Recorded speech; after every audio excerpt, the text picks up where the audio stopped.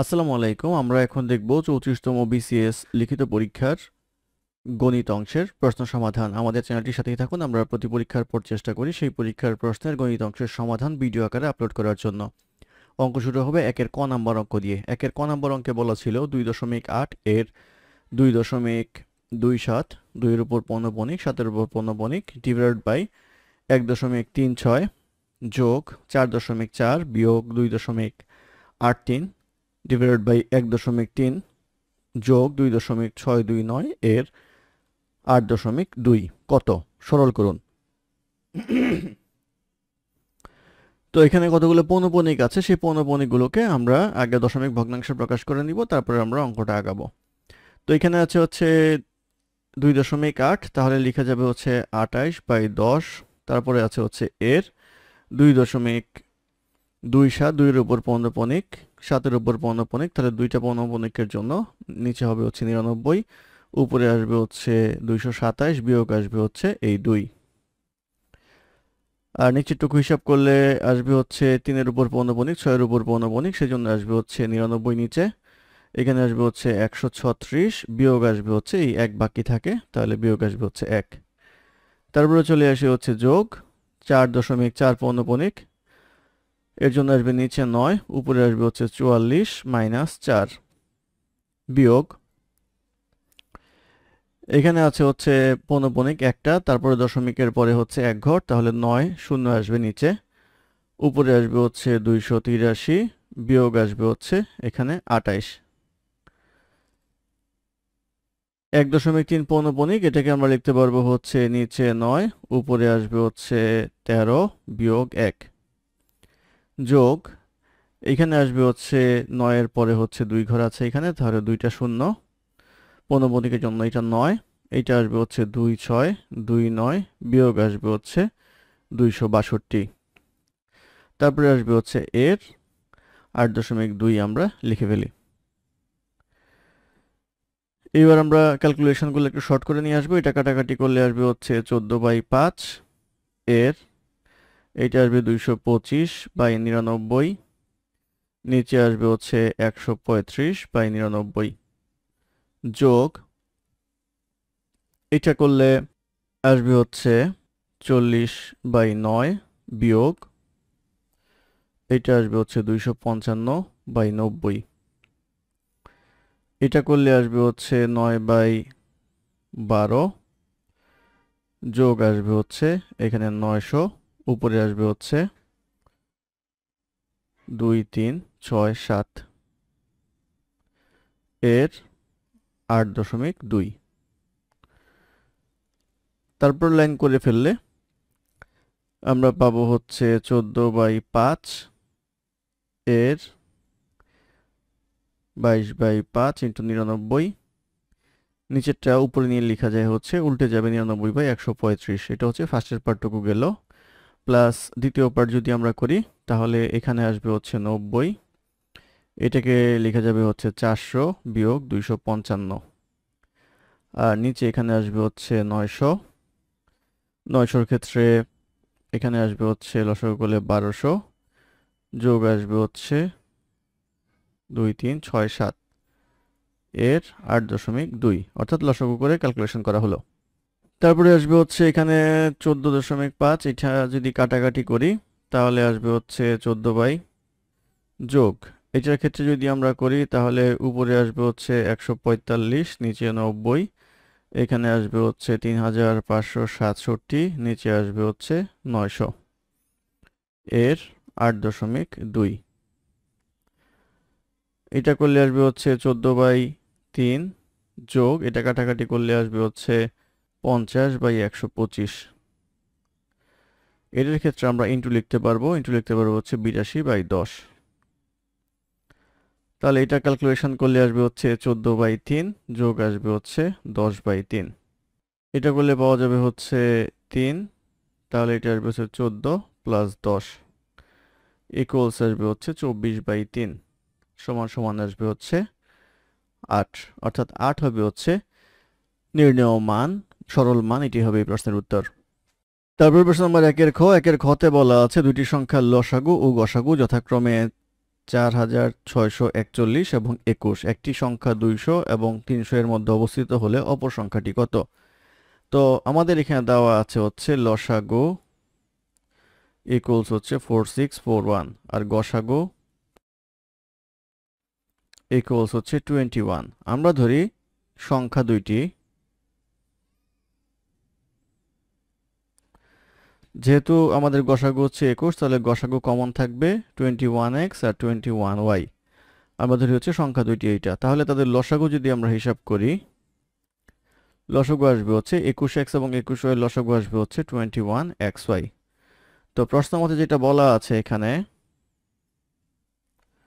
প্রশ্ন মতে আছে হচ্ছে 21xy ইকুয়ালস আসবে হচ্ছে 4641, কারণ এটা হচ্ছে লসাগুর সমান, বা xy ইকুয়ালস আসবে হচ্ছে 221।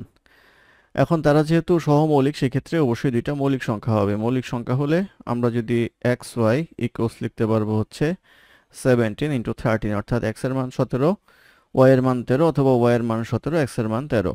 তাহলে যদি 13 17 ধরি তাহলে 21x ইকুয়ালস 21 ইন্টু 17, আর 21y ইকুয়ালস আসবে হচ্ছে 21 ইন্টু 13। তাহলে 21 ইন্টু 17 করলে আসবে হচ্ছে 357, আর 21 ইন্টু 13 করলে আসবে হচ্ছে 273। আমাদের প্রশ্নে বলা হচ্ছে যে একটি সংখ্যা 200 এবং 300 এর মধ্যে অবস্থিত হলে 200 এবং 300 এর মধ্যে অবস্থিত সংখ্যা হচ্ছে এটা, তাহলে অপর সংখ্যাটি কত? অর্থাৎ অপর সংখ্যাটি হবে হচ্ছে 357, 357 হবে হচ্ছে এই প্রশ্নের উত্তর। তারপর অঙ্ক নাম্বার 2 এর ক। 2 এর কতে বলা আছে একটি শহরের জনসংখ্যা প্রতি বছর শতকরা 4 জন করে বৃদ্ধি পায় এবং ওই শহরের জনসংখ্যা ছিল 20 লাখ জন। 3 বছর পর ওই শহরের জনসংখ্যা কত হবে? তো জনসংখ্যা সবসময় চক্রবৃদ্ধি হারে বাড়ে, তাহলে আমরা যদি জনসংখ্যা পি ধরি, পি হবে হচ্ছে 20 লাখ। রেট অর্থাৎ যে রেটে বাড়বে সেটা হচ্ছে 100 জনে 4 জন, মানে এটাকে লেখা যাবে হচ্ছে 1/25। আর যেটা বলা আছে সেটা হচ্ছে সময়, সময় n হচ্ছে 3 বছর।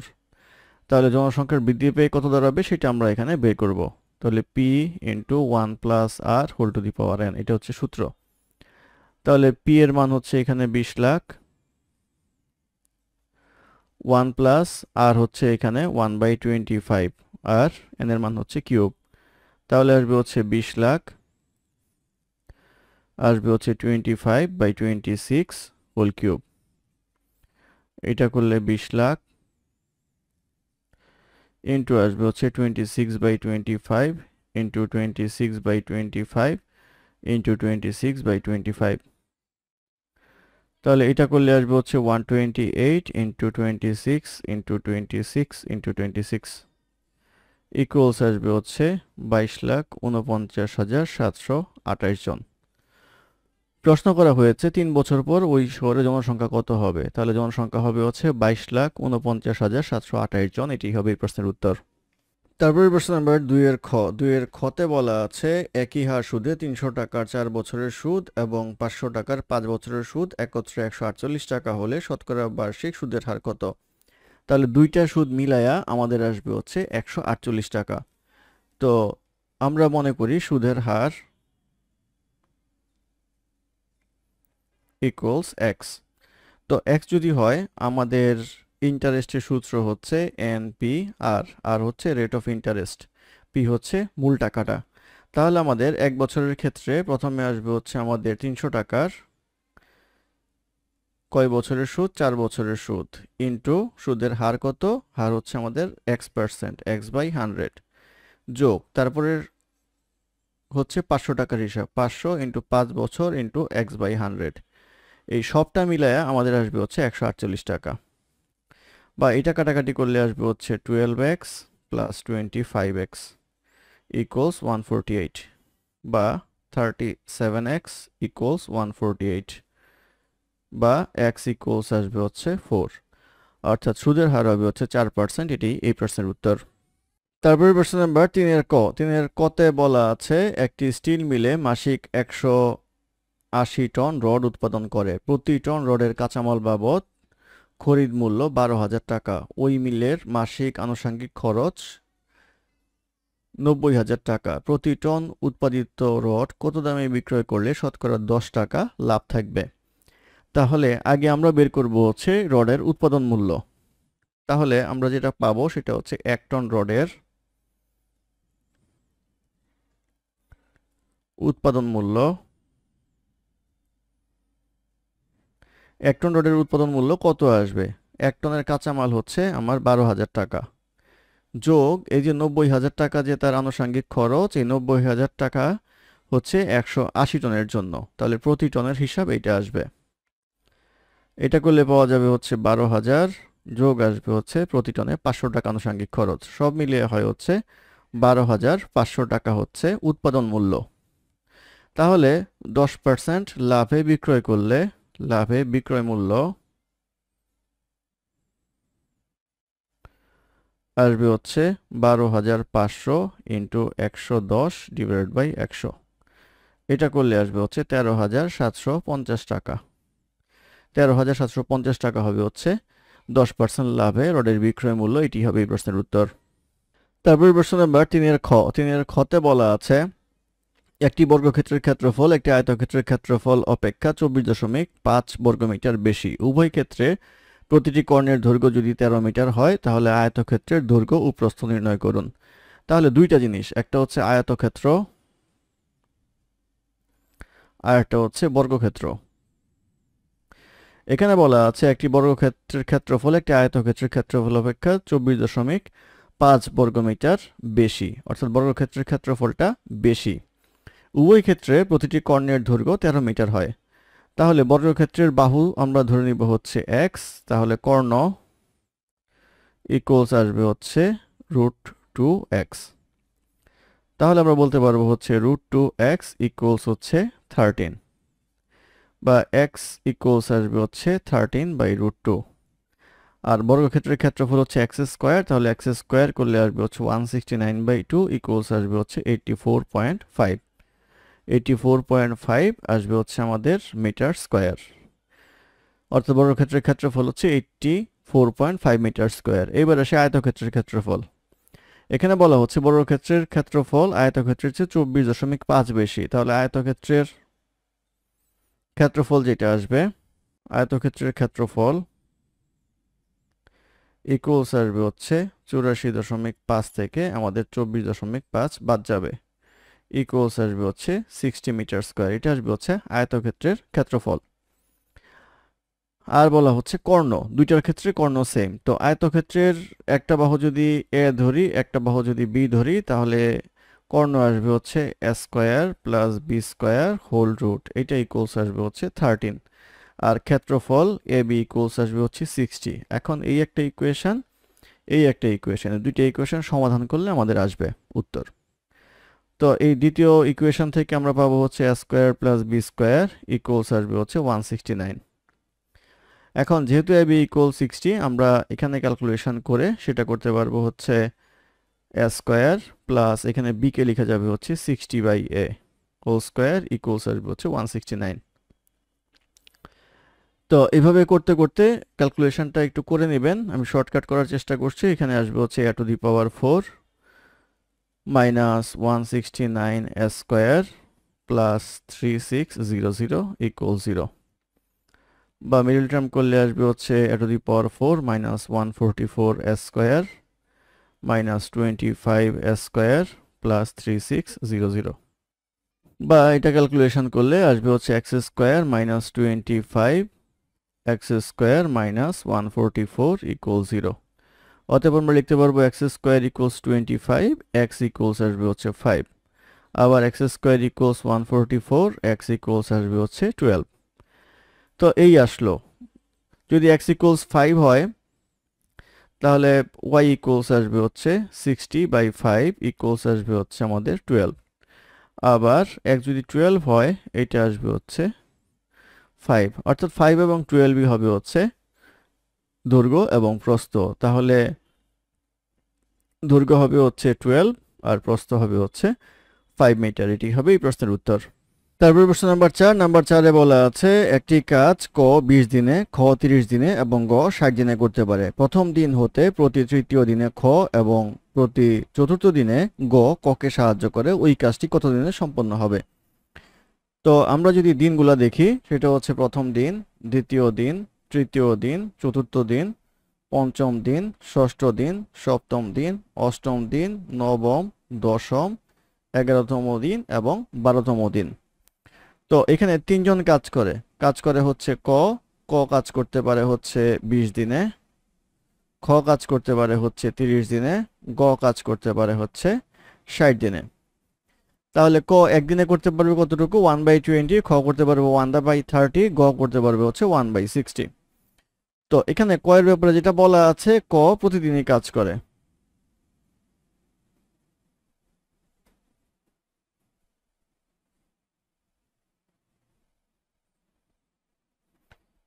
এবং খ যেটা করে প্রতি 3 দিন পর পর ককে সাহায্য করে। তাহলে 3 দিন পর হচ্ছে তৃতীয় দিন, ষষ্ঠ দিন, নবম দিন, 12তম দিন।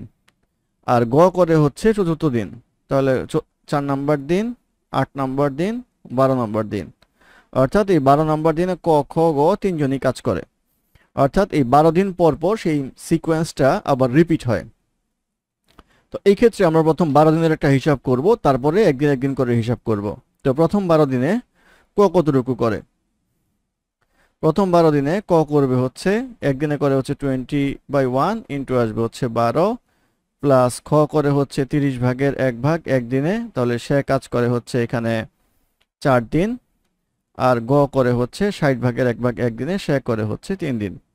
এটা করলে আসবে হচ্ছে 3/5 প্লাস 2/15 প্লাস আসবে হচ্ছে 1/20। এটা ক্যালকুলেশন করলে আসবে হচ্ছে 47/60। তো 47/60 পার্ট কাজ হয়ে যায় হচ্ছে আমাদের 12 দিনে। এবার আসেন 13তম দিন। 13তম দিন আবার এখান থেকে শুরু। এটা 14তম দিন, এটা 15তম দিন, এটা 16তম দিন, এটা 17তম দিন, এভাবে যেতে থাকে।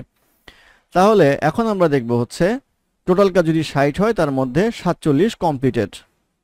তাহলে এইবার আমরা আসি তারপরের 3 দিনের হিসাবে বা 2 দিনের হিসাবে, যেটা আপনার কাছে সুবিধাজনক মনে হয়।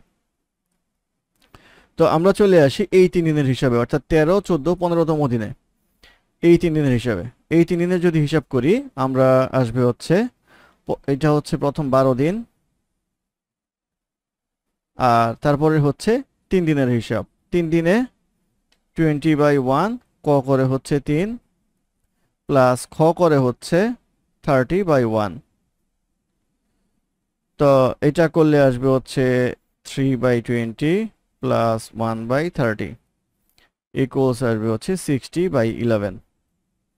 তাহলে 60/11 পার্ট কাজ সম্পন্ন হয় বাকি 3 দিনে। তাহলে টোটাল কতটুকু হইল?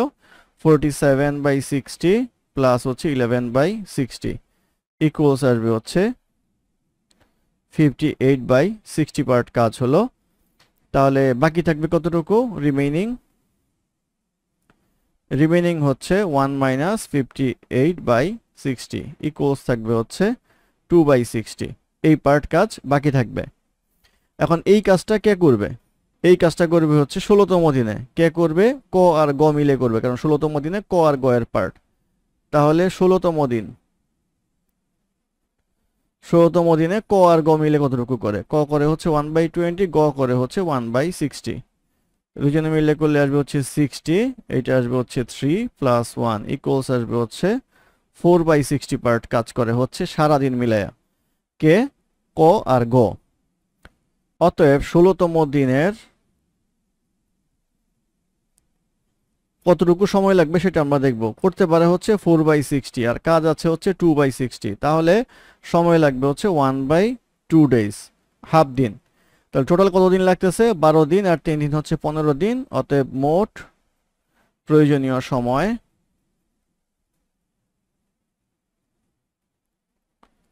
ইকুয়ালস আসবে হচ্ছে 15.5 ডেজ, অর্থাৎ 15.5 দিন সময় লাগবে কাজটা সম্পন্ন করতে। এটাই হবে এই প্রশ্নের উত্তর। তারপরে প্রশ্ন নাম্বার 5। 5-এ বলা আছে উৎপাদককে বিশ্লেষণ করুন। 5-এর কতে এটা বলা আছে 2a square b square plus 2b square c square plus 2c square a square minus a to the power 4 minus b to the power 4 minus c to the power 4। এই হচ্ছে আমাদের অঙ্ক। তো এটা আমরা লিখতে পারবো হচ্ছে 4b square c square plus 2a square b square minus 2b square c square plus 2c square a square minus a to the power 4 minus b to the power 4 minus c to the power 4। তো এটা 4b square c square লেখার কারণে আমরা একটা minus b square c square দিয়ে দিলাম, কারণ এখানে ছিল হচ্ছে plus b square c square, সবই সূত্র করার জন্য করা হচ্ছে। তাহলে এটাকে লেখা যাবে 2bc হোল স্কয়ার মাইনাস সাজিয়ে লিখলে আসবে হচ্ছে a to the power 4 plus b to the power 4 plus c to the power 4 minus 2a square b square plus 2b square c square minus 2c square a square equals আসবে হচ্ছে 2bc whole square minus এটাকে লিখে যাবে হচ্ছে minus a square whole square plus b square whole square plus c square whole square plus 2 into minus a square b square plus 2b square c square plus c square minus a square. তো এটা করলে আমরা পাবো হচ্ছে 2bc whole square minus b square plus c square minus a square whole square. তাহলে a square minus b স্কয়ারের সূত্র পড়ে, তাহলে আসবে হচ্ছে a plus b into a minus b। এইটা আসবে হচ্ছে 2bc plus b square plus c square minus a square, আর আসবে হচ্ছে 2bc minus b square minus c square plus a square. এখন এগুলোকে আবার সূত্র নিতে হবে, এগুলোকে সূত্র নিলে আমরা পাবো হচ্ছে b square plus 2bc plus c square minus a square, আর এটাকে সূত্র করতে গেলে পাবো হচ্ছে a square minus b square minus 2bc plus c square. তারপরে করলে আমরা পাবো হচ্ছে এটাকে লিখতে পারবো হচ্ছে b plus c whole square minus a square, এটাকে লিখতে পারবো হচ্ছে a square minus b minus c whole square. এটা হচ্ছে a square minus b square a plus b into a minus b, এটা আসবে হচ্ছে b plus c plus a b plus c minus a, এটা আসবে হচ্ছে a plus b minus c, এটা আসবে হচ্ছে a minus b plus c। তাহলে এটাই হবে হচ্ছে নির্ণয় উৎপাদকের বিশ্লেষণ, এটাই প্রশ্নের উত্তর। তারপরে প্রশ্ন নম্বর 5-এর খ, 5-এর কতে বলা আছে যদি x equals b plus c minus a, y equals c plus a minus b, z equals a plus b minus c হয়, তবে দেখান যে x cube plus y cube plus z cube minus 3xyz equals 4 into a cube plus b cube plus c cube minus 3abc। এটা প্রমাণ করতে হবে আমাদের। প্রমাণের ক্ষেত্রে আমরা আগে একটু কাজ করে রাখবো, সেটা হচ্ছে এই তিনটা ইকুয়েশন আমরা যোগ করে রাখবো। তাহলে x plus y plus z equals আসবে হচ্ছে b plus c minus a plus c plus a minus b plus a plus b minus c। এটা করলে আসবে হচ্ছে a plus b plus c। আর সূত্র করার সুবিধার্থে আমাদের লাগবে হচ্ছে x minus Y. x minus Y মানে হচ্ছে এখানে যদি করি তাহলে আসবে হচ্ছে b plus c minus a minus c minus a plus b, এটা করলে আসবে হচ্ছে 2 ইন্টু b মাইনাস a। তারপরে করবো হচ্ছে y মাইনাস z, এটা আসবে হচ্ছে c plus a minus b minus a minus b plus c equals আসবে হচ্ছে 2 ইন্টু c মাইনাস b। তারপরে করবো হচ্ছে z মাইনাস x, এটা করলে আসবে হচ্ছে a plus b minus c minus b minus c plus a equals আসবে হচ্ছে 2 ইন্টু a মাইনাস c। তো এই কটা জিনিস আমরা বের করে রাখলাম। এখন আমরা মেইন অঙ্কে চলে আসি। মেইন অঙ্কে আসতে গেলে আমাদের লেফট হ্যান্ড সাইডে যেটা দেওয়া ছিল, লেফট হ্যান্ড সাইড এটা ছিল হচ্ছে x cube plus y cube plus z cube minus 3xyz। তো এটা করলে আসবে হচ্ছে half into x plus y plus z, পরে আসবে হচ্ছে x minus y whole square plus y minus z whole square plus z minus x whole square. তো half into x plus y plus z কে আমরা a plus b plus c লিখতে পারি, কারণ এখানে মান বের করে রেখেছিলাম আগে। আর এটাকে লিখতে পারবো হচ্ছে x minus y, x minus y এর মান বের করেছিলাম হচ্ছে 2 ইন্টু b মাইনাস a, এটা স্কয়ার প্লাস পরের ক্ষেত্রেও আমরা বের করে রেখেছিলাম 2 into c minus b whole square plus আসবে হচ্ছে 2 into a minus c whole square. Third bracket দিয়ে ক্লোজ করে দেই।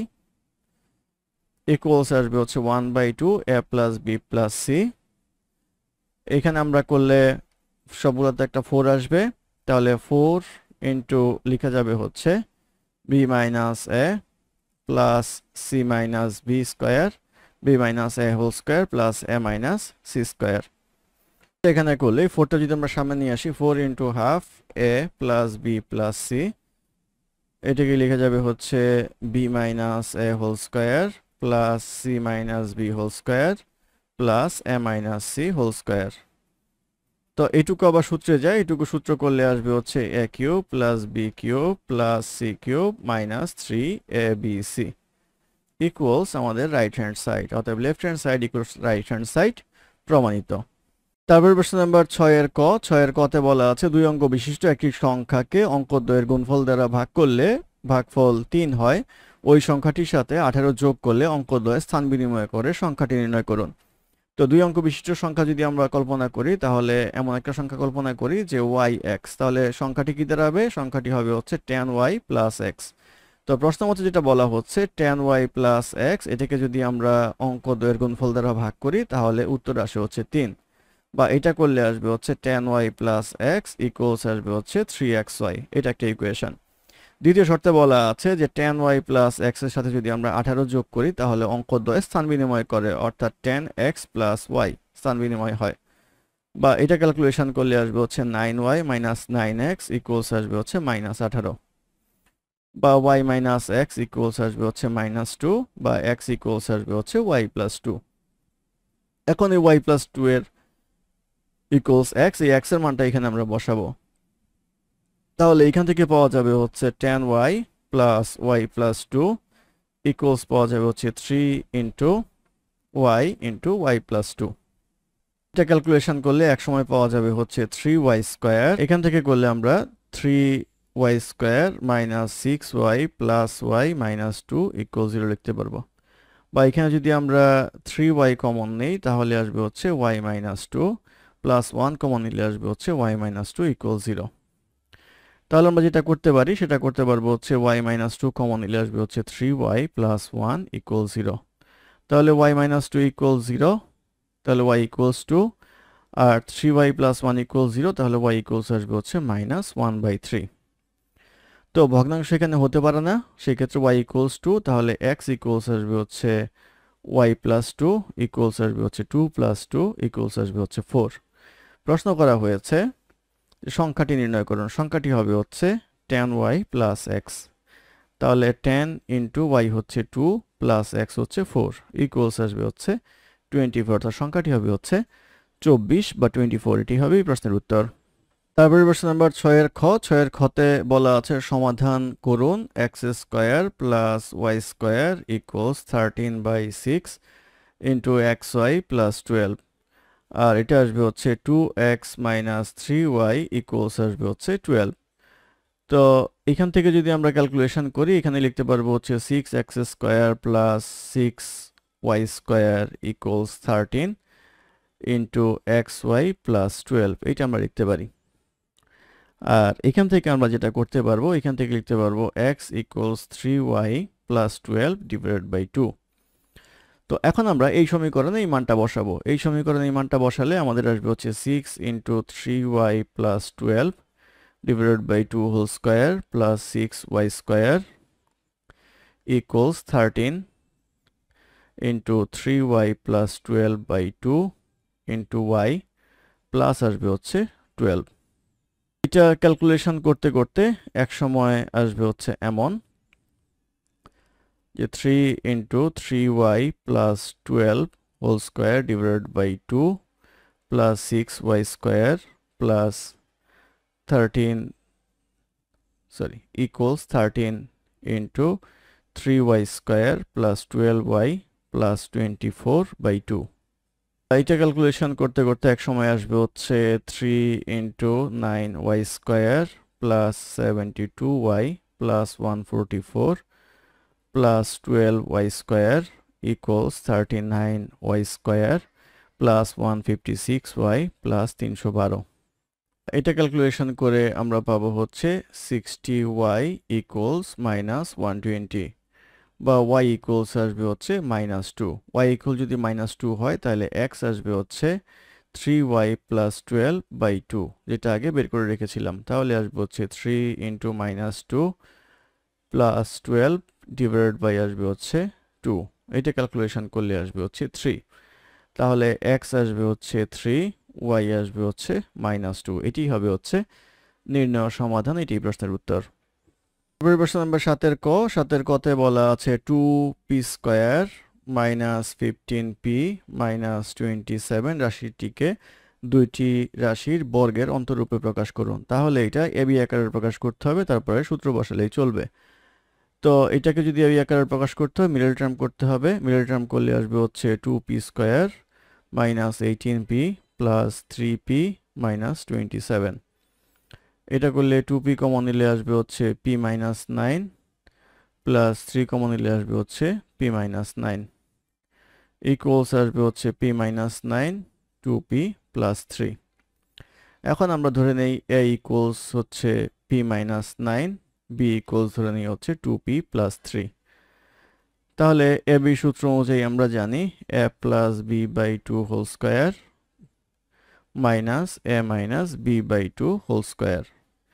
তাহলে a প্লাস b বাই 2 যদি লিখি তাহলে আসবে হচ্ছে p minus 9 plus 2p plus 3 by 2 whole square minus p minus 9 minus 2p minus 3 divided by 2 whole square.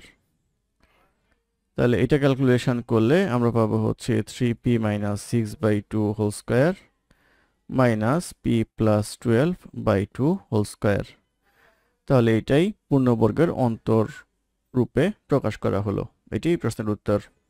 প্রশ্ন নাম্বার 7 খ। নাম্বার 7 খতে বলা আছে ABC ত্রিভুজে কোণ B ইকুয়ালস হচ্ছে 6x ডিগ্রি, কোণ C ইকুয়ালস হচ্ছে 5x ডিগ্রি, আর কোণ 6A ইকুয়ালস হচ্ছে 7b ডিগ্রি হলে x এর মান নির্ণয় করুন।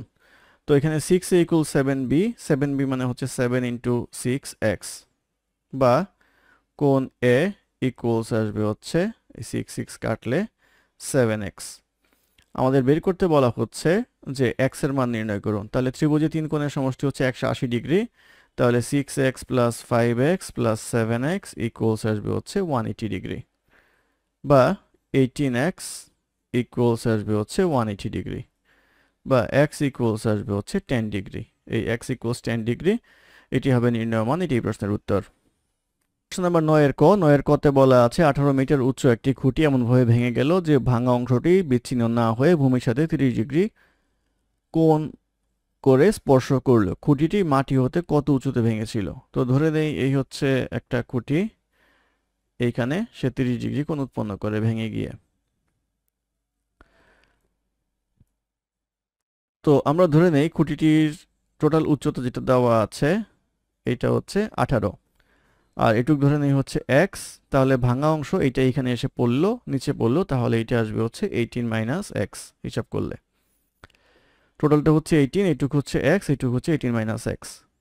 তো আমাদের যদি এখন সমকোণী ত্রিভুজ কল্পনা করি তাহলে এটা ধরে নেই হচ্ছে a, এটা ধরে নেই হচ্ছে c, এটা ধরে নেই হচ্ছে b, এটা ধরে নেই হচ্ছে d। তাহলে আমরা BDC ত্রিভুজের ক্ষেত্রে আমরা লিখতে পারবো হচ্ছে sin 30 ডিগ্রি ইকুয়ালস ও বাই অতিভুজ। তাহলে লম্ব হচ্ছে এখানে BC, অতিভুজ হচ্ছে এখানে DC।